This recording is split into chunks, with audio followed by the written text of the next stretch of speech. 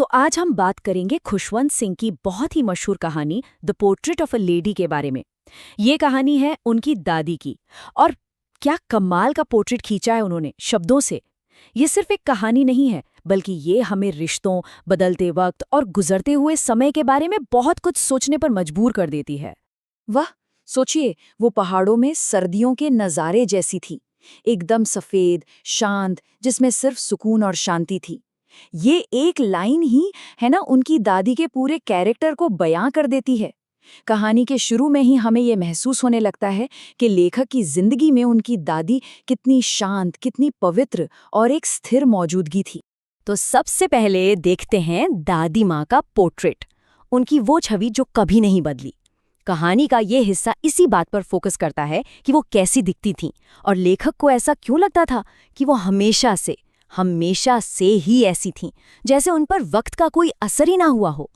लेखक बताते हैं कि उन्होंने अपनी दादी को पिछले 20 साल से बिल्कुल एक जैसा ही देखा है, बूढ़ी, चेहरे पर झुर्रियां और थोड़ी सी झुकी हुई। उनके जहन में दादी की ये तस्वीर कुछ इस तरह बस गई थी कि वो बिल्कुल पक्की हो गई थी, जिसे बदला नहीं जा सकता। और पता है, उनके लिए ये सोचना भी एक विद्रोह जैसा था। मतलब ये बात हजम ही नहीं होती थी कि उनकी दादी कभी जवान और खूबसूरत भी रही होंगी। नहीं, उनके दिमाग में तो वो हमेशा से बस एक बूढ़ी औरत थी और इस ख्याल को बदलना नामुमकिन सा था। चलिए, अब चलते हैं कहानी के उस हिस्से में जहां उनका रिश्ता सबसे गहरा था, गांव में। ये वो शुरुआती साल थे जब लेखक और उनकी दादी की दुनिया एक ही थी, पूरी तरह से एक दूसरे से जुड़ी हुई। यहीं पर उनके उस अटूट बंधन की नींव पड़ी थी। गांव में उन दोनों का एक तय रूटीन था और सब कुछ वो साथ ही करते थे। सुबह दादी की प्रार्थना के साथ उठना, फिर वही उन्हें स्कूल के लिए तैयार करती थी। दोनों साथ में मंदिर स्कूल जाते और जब तक लेखक पढ़ते, दादी मंदिर में धर्म ग्रंथ पढ़ती थी। और फिर घर वापसी का सफर भी साथ ही होता, गांव के कुत्तों को बासी रोटियां खिलाते हुए। मतलब हर पल, हर काम साथ साथ। सही मायनों में ये वो वक्त था जब उनकी दोस्ती और एक दूसरे पर निर्भरता अपने चरम पर थी। वो सिर्फ दादी पोते नहीं थे, बल्कि सबसे अच्छे दोस्त थे, जिनकी पूरी जिंदगी आस्था और एक सिंपल से रूटीन के इर्द गिर्द पूरी तरह से एक हो चुकी थी। लेकिन फिर आया जिंदगी में एक बड़ा बदलाव, शहर जाना। और ये उनकी कहानी में एक टर्निंग पॉइंट साबित हुआ। एक ऐसा मोड़ जिसने उनके उस गहरे रिश्ते को धीरे धीरे कमजोर करना शुरू कर दिया। ये सिर्फ एक जगह से दूसरी जगह जाना नहीं था, नहीं, ये उनके रिश्ते की दिशा में एक परमानेंट बदलाव की शुरुआत थी। यहीं से उनकी वो जो एक साथ वाली जिंदगी थी ना, वो अब बदलने लगी थी। और ये फर्क देखिए कितना बड़ा था। गांव में मंदिर स्कूल था तो शहर में इंग्लिश स्कूल। गांव में धर्म और भगवान की बातें होती थी, यहाँ वेस्टर्न साइंस पढ़ाई जा रही थी। जहाँ गांव के कुत्ते उनके साथी थे, अब आंगन की गौरैया थीं। साथ पैदल चलने की जगह अब मोटर बस ने ले ली थी। मतलब शहर की जिंदगी उनके बीच फासले ले आई थी। और दादी माँ के लिए ये बहुत दुख की बात थी। वो इस बात से बहुत परेशान थी कि इस नए स्कूल में भगवान या धर्म की कोई पढ़ाई नहीं होती। अब वो ना तो लेखक की पढ़ाई को समझ पाती थी और ना ही उसमें उनकी कोई मदद कर सकती थी। और बस यहीं से उन दोनों के बीच एक अनदेखी दीवार सी खड़ी हो। तो जैसे जैसे पोते से उनका रिश्ता दूर होता गया, उन्होंने गौरैयों में अपना नया साथी ढूंढ लिया। उनकी दोपहरें अब इन्हीं सैकड़ों गौरैयों को दाना खिलाते हुए बीतती थीं। लेखक कहते हैं कि वो आधा घंटा उनके दिन का सबसे खुशनुमा पल होता था। ये एक तरह से उनके अकेलेपन को भी दिखाता है ना? अब लेखक और बड़े हुए, यूनिवर्सिटी जाने लगे और कहानी एक और कदम आगे बढ़ी। ये वो दौर था जब उनके बीच की दूरियां और बढ़ गईं और दादी ने इस सच्चाई को बड़ी खामोशी से अपना लिया था। जब लेखक यूनिवर्सिटी गए तो उन्हें अपना अलग कमरा मिल गया और ये एक बहुत बड़ा पल था। एक ही कमरे में रहना शायद उनकी दोस्ती की आखिरी कड़ी थी, जो अब टूट चुकी थी। और दादी ने, उन्होंने बिना कोई शिकायत किए अपनी इस तन्हाई को अपना लिया। तो देखिए, ये जो अलगाव था ना, ये अचानक नहीं हुआ, ये सब धीरे धीरे हुआ।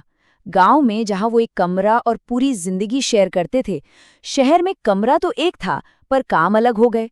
फिर यूनिवर्सिटी में कमरा भी अलग हो गया और आखिर में जब लेखक विदेश गए तो 5 साल की एक लंबी जुदाई आ गई। दूरी धीरे धीरे पर लगातार बढ़ती ही गई। स्टेशन पर जब लेखक विदेश जा रहे थे, दादी ने कोई इमोशन नहीं दिखाया, बिल्कुल शांत। उनके होंठ प्रार्थना में हिल रहे थे और उन्होंने चुपचाप लेखक के माथे को चूमा। ये सीन उनकी अंदरूनी ताकत और भगवान पर उनके गहरे विश्वास को दिखाता है, और वो शायद उन दोनों के बीच आखिरी फिजिकल टच था। और अब हम पहुंचते हैं कहानी के क्लाइमैक्स पर।